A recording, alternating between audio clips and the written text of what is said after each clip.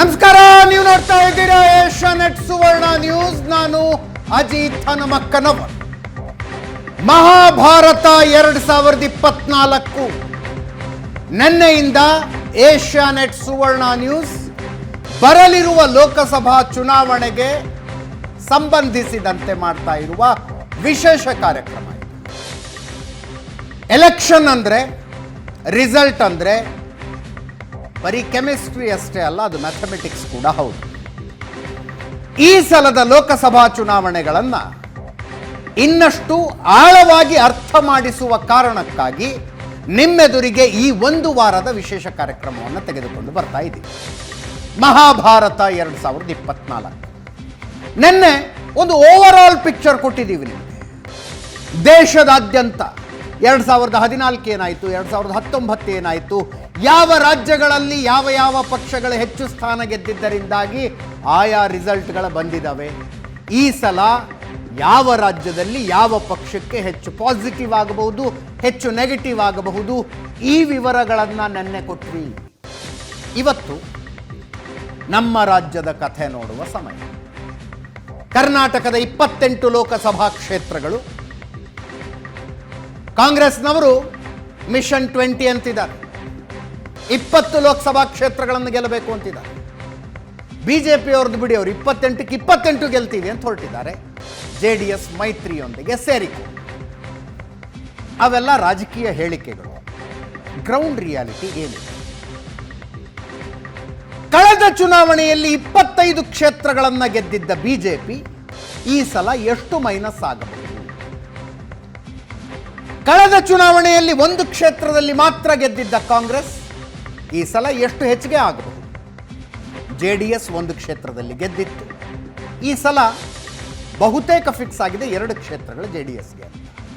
ಎರಡನ್ನೂ ಗೆಲ್ಲೋದಕ್ಕಾಗತ್ತ? ಈ ಎಲ್ಲ ವಿಷಯಗಳನ್ನು ಕ್ಷೇತ್ರವಾರು ಚರ್ಚೆ ಮಾಡ್ತೀವಿ. ಇದು ಮಹಾಭಾರತ 2024 ಫುಲ್ ಬ್ರೇಕಿಂಗ್.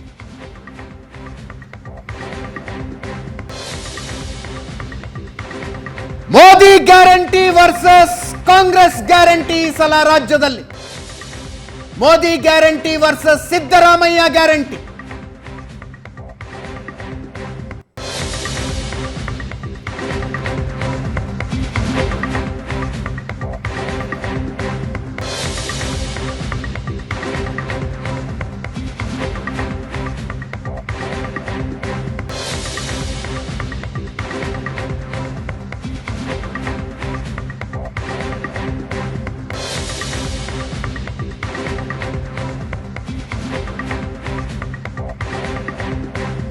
ಕರ್ನಾಟಕದ 28 ಲೋಕಸಭಾ ಕ್ಷೇತ್ರಗಳ ಅಖಾಡ ಹೇಗಿದೆ? ಬಿಜೆಪಿಯವರು 28ಕ್ಕೆ 28 ಗೆಲ್ತೀವಿ ಅಂತಾರೆ, ಕಾಂಗ್ರೆಸ್ನವರು ಕನಿಷ್ಠ 20 ಗೆಲ್ತೀವಿ ಅಂತಾರೆ.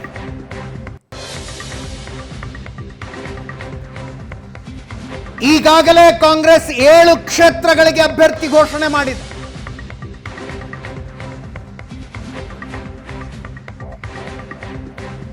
ಕರ್ನಾಟಕದ ಮಟ್ಟಿಗೆ ಬಿಜೆಪಿಯ ಮೊದಲ ಲಿಸ್ಟ್ ಇನ್ನೂ ಬರಬೇಕಿದೆ.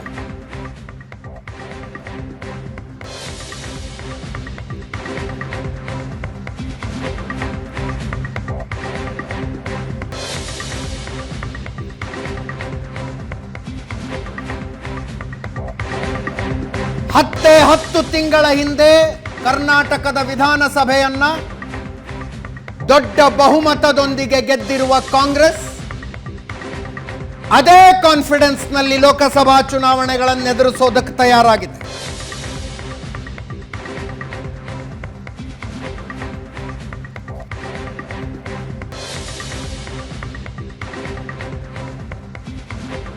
ಆದರೆ ಇದುವರೆಗಿನ ಸರ್ವೆಗಳ ಕಾಂಗ್ರೆಸ್ಸಿಗೆ ಫೇವರೇಬಲ್ ಆಗಿಲ್ಲ. ಸರ್ವೆಗಳ ಬಿಜೆಪಿಗೆ ಫೇವರೇಬಲ್ ಆಗಿದ್ದಾವೆ. ಆದರೆ ಟಿಕೆಟ್ ಹಂಚಿಕೆಯಲ್ಲಿ ಇವರು ಮಾಡಿಕೊಳ್ತಾ ಇರುವ ಗೊಂದಲ ಕೆಲವು ಕ್ಷೇತ್ರಗಳಲ್ಲಿ ಹೊಡ್ತಾ ಕೊಡುತ್ತಾ ಅನ್ನುವ ಚರ್ಚೆ ಕೂಡ ರಾಜಕೀಯ ವಲಯದಲ್ಲಿದೆ.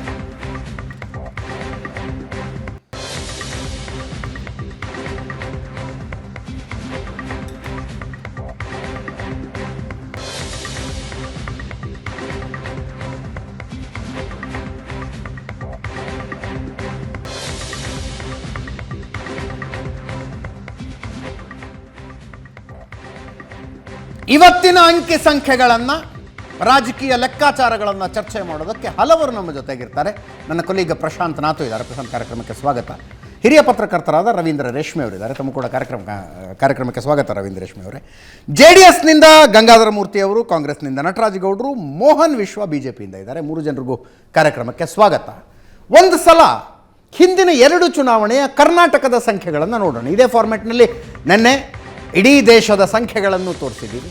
2014 ಏನಾಗಿತ್ತು, 2019 ಏನಾಗಿತ್ತು, ವೋಟ್ ಶೇರ್ಗಳ ಸಮೇತ ಮತ್ತು ವಲಯವಾರು ಕೂಡ ತೋರಿಸ್ತೀವಿ. 2014 BJP ಕರ್ನಾಟಕದಲ್ಲಿ 17 ಕ್ಷೇತ್ರಗಳನ್ನು ಗಳಿಸಿದೆ. 2019ಕ್ಕೆ 25 ಆಯಿತು. BJP ಕರ್ನಾಟಕದಲ್ಲಿನ ಇದುವರೆಗಿನ ಹೈಯೆಸ್ಟ್ ಎವರ್ ಪರ್ಫಾರ್ಮೆನ್ಸ್ ಬಂದಿದ್ದೇ ಕಳೆದ ಚುನಾವಣೆಯಲ್ಲಿ 25. ಕಾಂಗ್ರೆಸ್ಸಿನ ಲೋವೆಸ್ಟ್ ಎವರ್ ಪರ್ಫಾರ್ಮೆನ್ಸ್ ಕೂಡ ಕಳೆದ ಚುನಾವಣೆ 1 ಕ್ಷೇತ್ರ ಮಾತ್ರ, ಬೆಂಗಳೂರು ಗ್ರಾಮಾಂತರವನ್ನು ಮಾತ್ರ ಕಾಂಗ್ರೆಸ್ ಗೆದ್ದುಕೊಂಡಿತು. 2014ರಲ್ಲಿ ಆ ಸಂಖ್ಯೆ 9 ಆಗಿತ್ತು. 2014ಕ್ಕೆ ಹೋಲಿಸಿದರೆ ಕಾಂಗ್ರೆಸ್ನ ಸಂಖ್ಯೆ -8 ಆಯಿತು, -8 ಆಗಿತ್ತು. JDS ಕೂಡ ಕಳೆದ ಸಲ ಗೆದ್ದದ್ದು 1 ಕ್ಷೇತ್ರ ಮಾತ್ರ, 2014ರಲ್ಲಿ 2 ಕ್ಷೇತ್ರದಲ್ಲಿತ್ತು. ಮತ್ತು ಮೊಟ್ಟ ಮೊದಲ ಸಲ ಒಬ್ಬ ಪಕ್ಷೇತರರು ಗೆದ್ದರು, ಸುಮಲತಾ ಮಂಡ್ಯದಿಂದ ಗೆದ್ದರು. ಇದು 2014 ಮತ್ತು 2019ರ ರಿಸಲ್ಟ್. ವೋಟ್ ಶೇರ್ನಲ್ಲಿ ನೋಡೋದಕ್ಕೆ ಹೋದರೆ ಈ 2023 ಏನು ನೋಡ್ತಾ ಇದ್ದೀರಿ, ಇದು ವಿಧಾನಸಭೆಯ ವೋಟ್ ಶೇರು. 2014-19 ಲೋಕಸಭೆಯ ವೋಟ್ ಶೇರ್. ಕರ್ನಾಟಕದ ಮತದಾರ ವಿಧಾನಸಭೆಗೂ ಲೋಕಸಭೆಗೂ ಎಷ್ಟು ನೀಟಾಗಿ ಡಿಫ್ರೆನ್ಶಿಯೇಟ್ ಮಾಡ್ತಾನೆ ಅನ್ನೋದು ಇದರಿಂದ ಗೊತ್ತಾಗುತ್ತೆ. 2014 BJP 43% ವೋಟ್ ಶೇರ್ ತಗೊಂಡಿತ್ತು. 2019ರಲ್ಲಿ ಆ ವೋಟ್ ಶೇರ್ 51.38%ಗೆ ಹೋಯಿತು. 50% ವೋಟ್ ಶೇರನ್ನು BJP ಕ್ರಾಸ್ ಮಾಡಿತು. ಆದರೆ 2023ರ ವಿಧಾನಸಭಾ ಚುನಾವಣೆ ಬಂದರೆ BJP ವೋಟ್ ಶೇರ್ 36. ಹಾಗೆ ಕಾಂಗ್ರೆಸ್ 2014ರ ಲೋಕಸಭಾ ಚುನಾವಣೆ 40.8 ವೋಟ್ ಶೇರ್ ತಗೊಂಡಿತ್ತು. 40.8 vote share. 2.2% ಮಾತ್ರ ಡಿಫರೆನ್ಸ್ ಇತ್ತು BJPಗೂ ಕಾಂಗ್ರೆಸ್ಗೂ ವೋಟ್ ಶೇರ್ 2014ರಲ್ಲಿ. 2019ರಲ್ಲಿ ಆ ವೋಟ್ ಶೇರ್ 31.88%ಗೆ ಇಳಿತು. ವಿಧಾನಸಭಾ ಚುನಾವಣೆ ಬಂದರೆ ಕಾಂಗ್ರೆಸ್ಸಿನ ವೋಟ್ ಶೇರ್ 42.9%, 43%ಗೆ 0.1% ಮಾತ್ರ ಕಡಿಮೆ ಕಾಂಗ್ರೆಸ್ಸಿನ ವೋಟ್ ಶೇರ್ ವಿಧಾನಸಭಾ ಚುನಾವಣೆಯಲ್ಲಿ. JDSನ ವೋಟ್ ಶೇರನ್ನು ನೋಡ್ತಾ ಇದ್ದೀರಿ. 2014ರ ಲೋಕಸಭೆ 11% ಇತ್ತು. 2019ರ ಲೋಕಸಭೆ 9.67%. ಕಳೆದ ವಿಧಾನಸಭೆಯಲ್ಲಿ 13.3% JDSನ ವೋಟ್ ಶೇರ್. ಇದು ಇತರೆ 5.2% ಇತ್ತು 2014ರಲ್ಲಿ, 7.07%, 2019ರಲ್ಲಿ 7.8%, 2023ರಲ್ಲಿ ವೋಟ್ ಶೇರ್. ಇದರ ಆಧಾರದ ಮೇಲೆ ಈ ಸಲದ ಚುನಾವಣೆಯ ಲೆಕ್ಕಾಚಾರವನ್ನು ಹಾಕೋದಕ್ಕೆ ಸಾಧ್ಯವಾ? ಪ್ರಶಾಂತ್ ಅದನ್ನು ಕೇಳ್ತೀನಿ. ಪ್ರಶಾಂತ್, ಕಳೆದ ಸಲದ ರಿಸಲ್ಟನ್ನು ಬೇಸಾಗಿ ಇಟ್ಕೊಳ್ಳೋದೇ ತಪ್ಪದು. 2019ರ ಚುನಾವಣೆ 25 BJP ಅವ್ರು ಗೆದ್ದಿದ್ದು, ಕೇವಲ 1 ಸ್ಥಾನಕ್ಕೆ ಕಾಂಗ್ರೆಸ್ನವ್ರು ಬಂದಿದ್ದು. ಇಟ್ ಕ್ಯಾನಾಟ್ ಬಿ ಬೇಸ್, ಫ್ಲೂಕಲ್ಲಿ ಬರೋದಂತಾರಲ್ಲ ಹಂಗೆ ಬಂದಿದ್ದು. ನೋಡಿ, ಅದು 2019ರ ಚುನಾವಣೆಯನ್ನು ನೀವು ಸ್ಟಾರ್ಟಿಂಗ್ ಪಾಯಿಂಟ್ ಆಗಿ ಇಟ್ಕೊಂಡು 24ನ್ನು ನೋಡೋಕ್ಕಾಗಲ್ಲ. ಎಸ್, 23ನ್ನು ಕೂಡ ಕೆಲವರು ನೋಡಿದ್ರು. ಅಲ್ಲಿ ಅದೇ ಪ್ರಾಬ್ಲಮ್ ಇರ್ತಕ್ಕಂಥದ್ದು 19ನ ಬೇಸಾಗಿ ಇಟ್ಕೊಳ್ಳೋದು. ಯಾಕಂದರೆ ಕಾಂಗ್ರೆಸ್ ಮತ್ತು JDS ಒಟ್ಟಾಗಿ ಬಂದಿದ್ದರಿಂದ ಹಳೆ ಮೈಸೂರು ಭಾಗದಲ್ಲಿ BJPಗೊಂದು ಅನಾಯಾಸವಾಗಿರ್ತಕ್ಕಂಥ ಎಂಟ್ರಿ ಸಿಕ್ತು. ಚಿಕ್ಕಬಳ್ಳಾಪುರ, ಚಾಮರಾಜನಗರ ಇಂಥ ಕ್ಷೇತ್ರಗಳಲ್ಲಿ. ಈಗ 2020 ನೀವು ಹಳೆಯ ವಿಧಾನಸಭಾ ಲೆಕ್ಕಾಚಾರ ಗಣಿತವನ್ನು ನೋಡಿದಾಗ ಕೂಡ BJP 2008ರಿಂದ ಈಚೆಗೆ ಹೆಚ್ಚು ಕಡಿಮೆ 36, 37%, 38ವರೆಗೆ ಸೆಟ್ಲ್ ಆಗಿದೆ. ವಿಧಾನಸಭೆಯಲ್ಲಿ BJP 37 ಅನ್ನು ದಾಟಲ್ಲ. ಕಾಂಗ್ರೆಸ್ ಇಸ್ ಸೆಟಲ್ಡ್ ಅರೌಂಡ್ 40 ಇರ್ತಿತ್ತು. ಈ ಬಾರಿ ಅದು 38 ಇತ್ತು ಹೋದ ಬಾರಿ. ಈಗ ಅದು 43ವರೆಗೆ ಹೋಗಿದೆ. ಬಟ್ ನೀವು ಅದನ್ನು ಲೋಕಸಭಾ ಚುನಾವಣೆಗೆ ತೆಗೆದುಕೊಂಡಾಗ BJP 2014ರಲ್ಲಿ ಎಷ್ಟಿತ್ತು? ಸುಮಾರು 42-43% ವೋಟನ್ನು. ಅಂದರೆ BJP ವಿಧಾನಸಭೆಗೆ ಹೋಲಿಸಿದರೆ ಲೋಕಸಭೆಗೆ 6-7% ಜಂಪ್ ತೆಗೆದುಕೊಳ್ಳುತ್ತೆ. ಕಳೆದ ಬಾರಿ ಈಗ ನೀವು ಕ್ಷೇತ್ರವಾರು ನೋಡಿದಾಗ ಕಳೆದ ಬಾರಿ ಆ ಜಂಪ್ ಅರೌಂಡ್ 50, ಅಂದರೆ ಹೆಚ್ಚು ಕಡಿಮೆ 14-15% ಇತ್ತು. ಇನ್ನೊಂದ್ಸಲ ವೋಟ್ ಶೇರ್ ನಮ್ಮ ಸ್ಕ್ರೀನ್ ಮೇಲೆ ಬರಲಿ. ಎಸ್, ಅದು ಕಾಂಗ್ರೆಸ್ JDSನ ಮೈತ್ರಿಯ ಕಾರಣದಿಂದಾಗಿತ್ತು. ಈ ಬಾರಿ ಕೂಡ ಸ್ವಲ್ಪ ಮಟ್ಟಿಗೆ ಕನ್ಫ್ಯೂಸಿಂಗ್ ಎಲ್ಲಿದೆ ಅಂತಂದರೆ, ಈಗ ನೋಡಿ, ಮುಂಬೈ ಕರ್ನಾಟಕ, ಕರಾವಳಿ, ಮಧ್ಯ ಕರ್ನಾಟಕ, ಹೈದರಾಬಾದ್ ಕರ್ನಾಟಕ, ಇಲ್ಲಿ ಕಾಂಗ್ರೆಸ್ ಇರಲಿ ಏನು ಡಿಫ್ರೆನ್ಷಿಯೇಷನ್ ಏನಂದರೆ 2019 ಮತ್ತು 2023 ಕಂಪ್ಯಾರಿಸನ್ ಮಾಡಿದಾಗ ಡಿಫ್ರೆನ್ಷಿಯೇಷನ್ ಏನಂದರೆ 2019ರಲ್ಲಿ ಕರ್ನಾಟಕದ 100 ಮತದಾರರ ಪೈಕಿ 51 ಮತದಾರರು BJPಗೆ ವೋಟ್ ಹಾಕಿದರು. ಬಟ್ ಆ ಸಂಖ್ಯೆ 36ಕ್ಕೆ ವಿಧಾನಸಭಾ ಚುನಾವಣೆಯಲ್ಲಿ ಇಳಿತು. 4 + 10 14, 14 + 1 15, 100ಕ್ಕೆ ಅಂದರೆ 2019ರಲ್ಲಿ BJPಗೆ ಮತ ಹಾಕಿದ್ದ 100ಕ್ಕೆ 15 ಜನ ಶಿಫ್ಟ್ ಆದರು ಅಂತ. ಇನ್ನೊಂದು, ನೀವು ಎರಡು ಪಕ್ಷಗಳ ಮೈತ್ರಿ ಮಾಡಿಕೊಂಡು ನೇರ ಫೈಟ್ ಆದಾಗ ಯಾವುದೇ ಗೆಲ್ಲುವ ಪಕ್ಷ 51% ವೋಟ್ ತೆಗೆದುಕೊಳ್ಳೇಬೇಕು. ಅದು ಈ ಬಾರಿ ಕೂಡ ಆಗುತ್ತೆ. ಈಗ ನನಗನ್ಸೋದು, ಈಗ ನೋಡಿ, ಕರಾವಳಿ, ಮಧ್ಯ ಕರ್ನಾಟಕ, ಹೈದರಾಬಾದ್ ಕರ್ನಾಟಕ, ಮುಂಬೈ ಕರ್ನಾಟಕದಲ್ಲಿ ಯಾರೇ ಗೆಲ್ಲಬೇಕಾದ್ರೂ ಅವರ ವೋಟ್ ಶೇರ್ 50 ದಾಟಬೇಕು. ಕರೆಕ್ಟ್. ಹಳೆ ಮೈಸೂರು ಭಾಗದಲ್ಲೂ ಕೂಡ BJP ಮತ್ತು JDS ವೋಟ್ ಶೇರ್ 50 ದಾಟಿದರೆ ಇಲ್ಲಿ ಲಾಭ ಆಗುತ್ತೆ. ಎರಡೂ ವೋಟ್ ಶೇರ್ನಲ್ಲಿ ಕಾಂಗ್ರೆಸ್ ಏನಾದರೂ ಆ ಕೋಟೆಯಲ್ಲಿ ಒಂದಿಷ್ಟು ಮತಗಳನ್ನು ತನ್ನತ್ತ ಸೆಳೆದುಕೊಂಡ್ರೆ ಅದು ಕಾಂಗ್ರೆಸ್ಗೆ ಲಾಭ ಆಗುತ್ತೆ. ಕಾಂಗ್ರೆಸ್ನ 2ನೇ ಪಟ್ಟಿ ಬಿಡುಗಡೆ ಆಗಿದೆ ಅಂತ ಬ್ರೇಕಿಂಗ್ ಬರ್ತಾ ಇದೆ. ಕರ್ನಾಟಕದ ಯಾವ ಕ್ಷೇತ್ರ ಇದೆ ನೋಡೋಣ, ಅಪ್ಡೇಟ್ ಮಾಡೋಣ. ಎಸ್, ಹೇಗೆ ನನಗನ್ಸುತ್ತೆ ಅಜಿತ್, ಕರ್ನಾಟಕದಲ್ಲಿ ಕಳೆದ ಬಾರಿ ಮತ್ತು ಈ ಬಾರಿ ಅದನ್ನು ಸ್ಟಾರ್ಟಿಂಗ್ ಪಾಯಿಂಟಾಗಿ ತೆಗೆದುಕೊಳ್ಳಿಕ್ಕೆ ಸಾಧ್ಯ ಇಲ್ಲ. ಆದರೆ ಕಳೆದ ಬಾರಿ ಕಾಂಗ್ರೆಸ್ JDS ಒಟ್ಟಿಗೆ ಬರಲಿಲ್ಲ. ಹೌದು, ನಷ್ಟ ಎಲ್ಲಾಯಿತು. ಕಾಂಗ್ರೆಸ್ JDS ಒಟ್ಟಿಗೆ ಬರಲಿಲ್ಲ.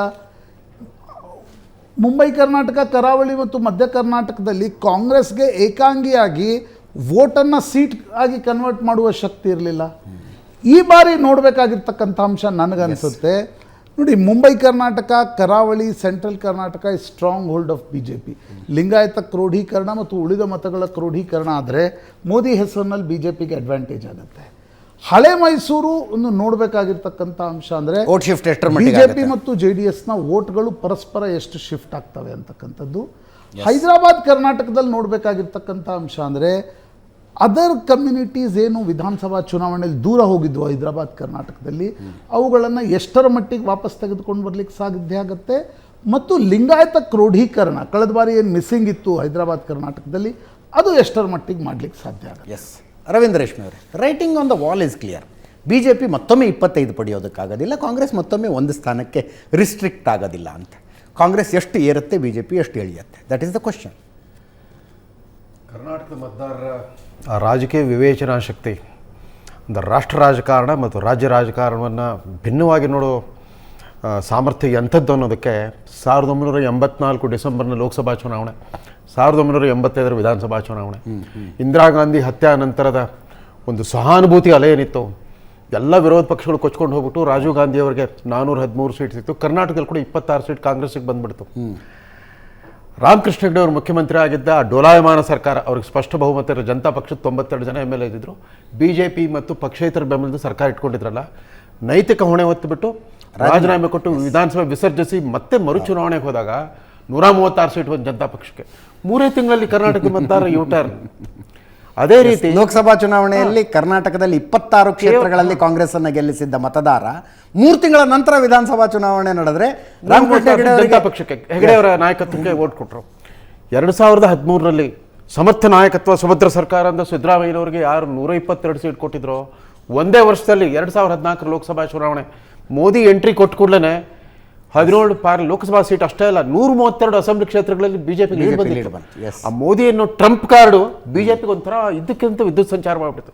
BJP ದೈನೈಸಿಕ ಸ್ಥಿತಿಯಲ್ಲಿ ಇತ್ತು. 2013 ಚುನಾವಣೆಯಲ್ಲಿ ಒಟ್ಟು ಆ 3 ಬಣ ಸೇರಿ 48 ಸೀಟ್ ಇತ್ತು ಅಸೆಂಬ್ಲಿಯಲ್ಲಿ. ಅಂಥ ಸಂದರ್ಭದಲ್ಲಿ ಅದಾದಮೇಲೆ 2018 ವಿಧಾನಸಭಾ ಚುನಾವಣೆ, ಸಿದ್ದರಾಮಯ್ಯನವರು 6 ತಿಂಗಳು ಮುಂಚೆನೇ ಸರ್ಕಾರಿ ಯಂತ್ರ ಸಮೇತ ಪ್ರಚಾರ ಮಾಡಿದ್ರು, ಜನಾಶೀರ್ವಾದ ಯಾತ್ರೆ ಎಲ್ಲ ಮಾಡಿದ್ರು ಕೂಡ ಕಾಂಗ್ರೆಸ್ಸು ಸುಮಾರು 130 ಇದ್ದಿದ್ದು 78 ಆಯಿತು, ಇವರು 48 ಇದ್ದಿದ್ದು 104 ಆಯಿತು. 2019 ಪ್ರಚಂಡವಾದ ಮೋದಿಗಲೆ. ಅವಾಗ ಮತ್ತು ಮೈತ್ರಿ ಇತ್ತು, ಅದೊಂದು ಅಪವಿತ್ರ ಮತ್ತು ಅನೈಸರ್ಗಿಕ ಮೈತ್ರಿ. ಆ JDS ಮತ್ತು ಕಾಂಗ್ರೆಸ್ ಮೈತ್ರಿ ಇತ್ತಲ್ಲ, ಯಾಕೆಂತಂದ್ರೆ ನೈಸರ್ಗಿಕ ಓಕೆ ಕನ್ಸೆ ಅಪವಿತ್ರ ಅನ್ನೋದು ಅವ್ರವ್ರ ಭಾವಕ್ಕೆ ಅವ್ರವ್ರ 6 ತಿಂಗಳು ಮುಂಚೆನೆ 6 ತಿಂಗಳು ಮುಂಚೆನೆ ನಿಸರ್ಗ ಚಿಕಿತ್ಸಾಲಯದಿಂದ ಸಿದ್ದರಾಮಯ್ಯ ಭವಿಷ್ಯ ಹೇಳ್ಬಿಟ್ಟಿದ್ರು, ಲೋಕಸಭಾ ಚುನಾವಣೆವರೆಗೂ ಈ ಸರ್ಕಾರ ಸುಭದ್ರ ಅಂತಂದ್ಬಿಟ್ಟು. ಸೊ ಅವ್ರು ಏನು ಹೇಳಿದ್ರು ಅದಾಗೋದು, ಕೋಡಿಮಠದ ಸ್ವಾಮಿಗಳ ಭವಿಷ್ಯ ಥರ ಅದು ಆಗೋಗ್ಬಿಡ್ತು 2019 ನಂತರ. ಸೊ ಒಂದು ಪ್ಯಾಕೇಜ್ ಇದು 2014ರಿಂದ 2019ರವರೆಗೆ. ಅಂದ್ರೆ ಸ್ಥಳೀಯ BJP ನಾಯಕತ್ವ ಮುಖ ನೋಡದೆ ಮೋದಿ ಮುಖಕ್ಕೆ ಓಟ್ ಹಾಕ್ತಾ ಬಂದರು ಕರ್ನಾಟಕ ಜನ ಸತತವಾಗಿ. ಸಿದ್ದರಾಮಯ್ಯನವ್ರ ಸರ್ಕಾರಕ್ಕೆ ಏನು ಅಂಥ ಕೆಟ್ಟ ಹೆಸರು ಏನಿರಲಿಲ್ಲ 2018ರಲ್ಲಿ, ಅಂಥ ದೊಡ್ಡ ಸ್ಕ್ಯಾಂಡಲ್ ಗಿಂಡಲ್ ಅಂಥದ್ದು ಏನಿರಲಿಲ್ಲ. ಆಮೇಲೆ ಹಿಂದುಳಿದ ವರ್ಗದ ಒಂದು ಸಂಕೇತ ಅವರು, 2ನೇ ದೇವರಾಜ ಅರಸು ಅಂತೆಲ್ಲ ಅವ್ರನ್ನ ವೈಭವೀಕರಿಸ್ಬಿಟ್ಟು ಆದರೂ ಕೂಡ ಮೋದಿಗೆ ಓಟ್ ಹಾಕ್ತಾ ಬಂದರು. ಆದರೆ 2023 that's A paradigm shift. Modi ಬದಲು ಇಲ್ಲಿ ಸ್ಥಳೀಯ ನಾಯಕರ ಮುಖ ನೋಡಿದ ಕೂಡಲೇ ಒಂಥರ ಆಕ್ರೋಶದಿಂದ ಒಂದು ನೆಗೆಟಿವ್ ಓಟ್ ಹಾಕ್ಬಿಟ್ರು ಅಂತ ಕಾಣುತ್ತೆ. ನೀವು ಹೇಳಿರೋ 15% ಕಡಿಮೆ ಆಯಿತು ಅಂತಂದರೆ ಎಷ್ಟು ದೊಡ್ಡ ಪ್ರಮಾಣದ ಆಕ್ರೋಶ ಇತ್ತು. ಅದು ಆಕ್ರೋಶ ಜೊತೆಗೆ ಒಂದು ಧನಾತ್ಮಕವಾದ ಓಟ್ ಕೂಡ ಸಿಕ್ತು ಕಾಂಗ್ರೆಸ್ಗೆ. ಮತ್ತು ಅದೇ ಆ ಗ್ಯಾರಂಟಿ ಕಾರ್ಡ್ಗೆ ಒಂದು ಪ್ರಬಲವಾದ ಪ್ರತ್ಯಸ್ತ್ರ ಇರಲಿಲ್ಲ. BJP ಬತ್ತಳಿಕೆ ಖಾಲಿಯಾಗಿ ಹೋಗ್ಬಿಟ್ಟಿತ್ತು. ಹಾಗಾಗ್ಬಿಟ್ಟು ಅವ್ರಿಗೆ ಬಂತು. ಈಗ ಲೋಕಸಭಾ ಚುನಾವಣೆ ಈಗಲೂ ಕೂಡ ಕಾಂಗ್ರೆಸ್ಸು ಪ್ರತಿಯೊಂದು ಊರಿನಲ್ಲಿ 1 ಕೋಟಿ ರೂಪಾಯಿ ಖರ್ಚು ಮಾಡಿಬಿಟ್ಟು ಗ್ಯಾರಂಟಿ ಕಾರ್ಡ್ ಲಾಭಾರ್ಥಿಗಳ ಸಮಾವೇಶ ಶುರು ಮಾಡಿಬಿಟ್ಟಿದ್ದಾರೆ. ಇಲ್ಲಿ BJPದು ಯಾವ ತಯಾರಿನೇ ಕಾಣಿಸ್ತಾ ಇಲ್ಲ. ಲೋಕಸಭಾ ಚುನಾವಣಾ ಪ್ರಚಾರಕ್ಕೆ ಸಂಬಂಧಪಟ್ಟಂತೆ ಯಾವ ಆರಂಭಿಕ ತಯಾರಿನೂ ಕಾಣಿಸ್ತಾ ಇಲ್ಲ. ಇವರು 10,000 ಕಿಲೋಮೀಟರ್ ರಾಜ್ಯಾಧ್ಯಕ್ಷರು ಓಡಾಡಿ ಬಂದ್ಬಿಟ್ರಂತೆ. ತಮಿಳುನಾಡಿನಲ್ಲಿ ನೋಡಿ, ಇದೇ ಮೊದಲ ಬಾರಿಗೆ 1956, ಇದು ಸುಮಾರು 56 ವರ್ಷಗಳಿಂದ, ಅಂದರೆ 1967ರಿಂದ ಇವತ್ತಿನವರೆಗೂ ಭದ್ರಕೋಟೆ ರಚಿಸ್ಕೊಂಡಿದ್ರಲ್ಲ, ದ್ರವಿಡಿಯನ್ ವಿಚಾರಧಾರೆ ಏನಿತ್ತು, ಪರ್ಯಾಯ ವಿಚಾರ ಅಣ್ಣಾಮಲೈ 10,000 ಕಿಲೋಮೀಟರ್ ಪಾದಯಾತ್ರೆ ಮಾಡಿಬಿಟ್ಟಿದ್ದಾರೆ. ಜುಲೈ 27, 2023ರಿಂದ ಮೊನ್ನೆ ಫೆಬ್ರವರಿ 27ರವರೆಗೂ ಎಲ್ಲ ಅಸೆಂಬ್ಲಿ ಕ್ಷೇತ್ರಗಳು, ಎಲ್ಲ ಪಾರ್ಲಿಮೆಂಟ್ ಕ್ಷೇತ್ರಗಳು ಸುತ್ತಾಡಿಬಿಟ್ಟು ಒಂದು ಪರ್ಯಾಯ ವಿಚಾರಧಾರೆಯನ್ನು ಕಟ್ಟಿದ್ದಾರೆ. ಇದೇ ಮೊದಲ ಬಾರಿಗೆ ದ್ರವಿಡಿಯನ್ ವಿಚಾರಧಾರೆಗೆ ಒಂದು ಪೆಟ್ಟು ಕೊಡೋ ಆ ಮಟ್ಟಿಗೆ ಒಂದು ವಾತಾವರಣ ಸೃಷ್ಟಿ ಮಾಡಿದ್ದಾರೆ. ಅಂತ ಯಾವ ವೈಚಾರಿಕ ಪ್ರಯತ್ನ ಇಲ್ಲಿ ಕಾಣ್ತಾ ಇಲ್ಲ. ಬರೀ ಟಿಕೆಟ್ ಹಂಚಿಕೆ ಕಸರತ್ತು, ಬಡದಾಟ. ಆಮೇಲೆ ತುಂಬ ಪ್ರಬುದ್ಧರಾಗಿದ್ದ ಸಂಸದರು ಕೂಡ ತಮ್ಗೆ ಟಿಕೆಟ್ ಸಿಗಲ್ಲ ಅಂತ ಅಂದ್ಕೊಂಡು ಎಲ್ಲರೂ ಆಗಲೇ ರೆಬೆಲ್ಸ್ ಆಗ್ತಾ ಇದ್ದಾರೆ. ದಿನನಿತ್ಯ ಒಬ್ಬೊಬ್ಬರು ರೆಬೆಲ್ಸ್ ಆಗ್ತಾ ಇದ್ದಾರೆ. ಕರ್ನಾಟಕದ BJP ಪರಿಸ್ಥಿತಿ ಭಾಳ ಆತಂಕಮಯವಾಗಿ ಕಾಣಿಸ್ತಾ ಇದೆ. ಮೋದಿ ಅಟ್ಲೀಸ್ಟ್ ಒಂದು ಗ್ಯಾರಂಟಿ, ಇದುವರೆಗೂ ಬಂದಿರುವಂಥ ಒಂದು 5-6 ಸರ್ವೆಗಳು 22, 23, 24 ಅಂತ ಕೊಡ್ತಾ ಇದ್ರು. ಸೊ ನೀವು ಹೇಳೋದು ವಾತಾವರಣ ಹಂಗಿಲ್ಲ. ಎಲ್ಲ ಸರ್ವೆಗಳು ಸ್ಥಳೀಯ ಬೇರು ಮಟ್ಟದ ವಾಸ್ತವಕ್ಕಿಂತ ಬಹಳ ಭಿನ್ನವಾಗಿದೆ ಅಂತ ಕಾಣುತ್ತೆ. ಬೇರು ಮಟ್ಟದ ವಾಸ್ತವವನ್ನು ಗಮನಿಸೇ ಇಲ್ಲ ಅಂತ ಕಾಣುತ್ತೆ. ಒಂದ್ ಕಡೆ ಮಹಿಳಾ ಮತದಾರರಲ್ಲಿ ಆಳವಾಗಿ ಬೇರಿರೋ ಸದ್ಭಾವನೆ ಈ ಗ್ಯಾರಂಟಿ ಕಾರ್ಡ್ಗಳ ವಿಚಾರದಲ್ಲಿ ನೀವು ಕೊಟ್ಟು ಮಾತು ಈಡೇರಿಸಿರಲ್ಲ ಅಂತ ಒಂದು ಬಂದ್ಬಿಡ್ತು. ಅದು ದುಷ್ಪರಿಣಾಮಗಳೇನು, ರಾಜ್ಯದ ಆರ್ಥಿಕ ವ್ಯವಸ್ಥೆ ಏನಾಗಿದೆ ಅದೆಲ್ಲ ಬೇರೆ, ಅದು MLAಗಳಿಗೆ ಮಾತ್ರ ಗೊತ್ತು. ಆ MLAಗಳು ಹೇಳ್ಕೊಳ್ಳೋಂಗಿಲ್ಲ. ಲೋಕಸಭಾ ಚುನಾವಣೆ ಆಗೋಗ್ಬಿಟ್ಟು ಮುಂದೆ ನೋಡೋಣ ಅಂತಂದ್ಬಿಟ್ಟು ನಮ್ಮ ಅರ್ಥಶಾಸ್ತ್ರ ತಜ್ಞರಾಗಿರೋ ಸಿದ್ದರಾಮಯ್ಯನವರು ಎಲ್ರಿಗೂ ಭರವಸೆ ಕೊಟ್ಬಿಟ್ಟಿದ್ದಾರೆ. ಹಾಗಾಗಿ ಕರ್ನಾಟಕದಲ್ಲಿ BJP ಸ್ಥಿತಿ ಬಹಳ ಆತಂಕದಾಯಕವಾಗಿದೆ. ಜೊತೆಗೆ ಉತ್ತರ ಭಾರತದ ಬೆಳವಣಿಗೆ ಕೂಡ ಕರ್ನಾಟಕದ BJPಯ ನಾಗಾಲೋಟಕ್ಕೆ ಬ್ರೇಕ್ ಹಾಕ್ಬೋದು ಅಂತ ಕಾಣುತ್ತೆ. ಇವತ್ತಿನ ಬಹಳ ಆತಂಕದಾಯಕವಾದ ಬೆಳವಣಿಗೆ ಹರಿಯಾಣದಲ್ಲಿ. ನಿನ್ನೊಬ್ಬರು ಸಿಟ್ಟಿಂಗ್ MP ರಾಜೀನಾಮೆ ಕೊಟ್ಟರು, ಇವತ್ತು ಮುಖ್ಯಮಂತ್ರಿ ರಾಜೀನಾಮೆ ಕೊಟ್ಟು ಹೊಸ ಮುಖ್ಯಮಂತ್ರಿ ಬಂದ್ಬಿಟ್ರು.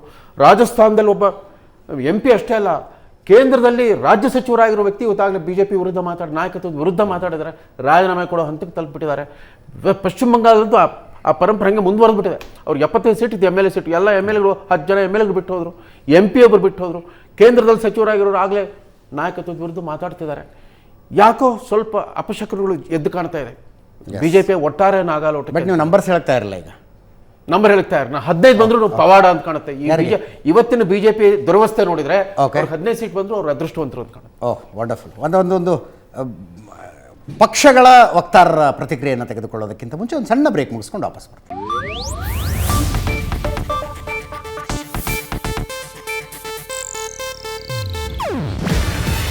ಇದು ಏಷ್ಯಾನೆಟ್ ನ್ಯೂಸ್ ನೆಟ್ವರ್ಕ್ ಪ್ರಸ್ತುತಿ. ನೀವು ನೋಡ್ತಿದ್ದೀರಾ ಏಷ್ಯಾನೆಟ್ ಸುವರ್ಣ ನ್ಯೂಸ್.